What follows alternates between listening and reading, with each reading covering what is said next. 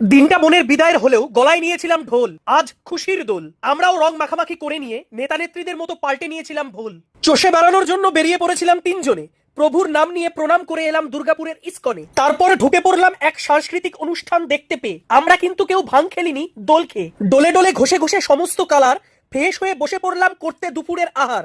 না, আজ আর নিরামিষ নয়, পাকস্থলীকে একদিন পর সারপ্রাইজ দেব। অনেক সংযম করেছি কাল, আজ পুরোটা উসুল করে নেব। আগের দিনের মেন অ্যাট্রাকশন মাটন আর ভেটকি পাতুরি রাখা ছিল আমাদের জন্য।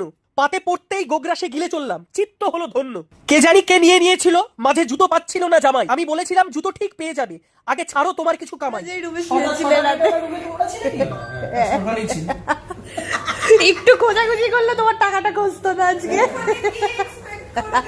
জানি তো, ওই জন্যই তো রাখা।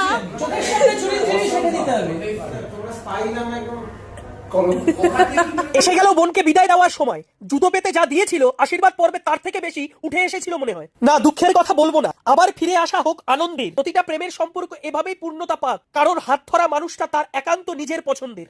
বোনকে এগিয়ে দিতে গেছিলাম আমরা কজন ধেরে। দুর্গাপুরের রাস্তা বড় গোলমেলে, হারিয়ে যাব যদি মাঝপথে দেয় কেউ ছেড়ে। নবদম্পতির ঘরে ঢোকার মুখে প্রবেশ মূল্য ধার্য করা হয়। বেশ কিছুক্ষণ নেগোসিয়েশন চলার পর লাস্ট বলে জামাই হাঁকালো 6। আবদারের থেকে বেশ কিছুটা কমে রফা হলো, পূরণ হলো লক্ষ্য। অবশেষে ঘরে প্রবেশের অনুমতি দিয়ে দিল কর্তৃপক্ষ। যাই হোক, এবার ফিরবো, আজ তো আবার কাল রাত্রি। হাজির হয়ে যাব কাল আবার আমি, আমরা এবং সম্পূর্ণ কোলে যাত্রী।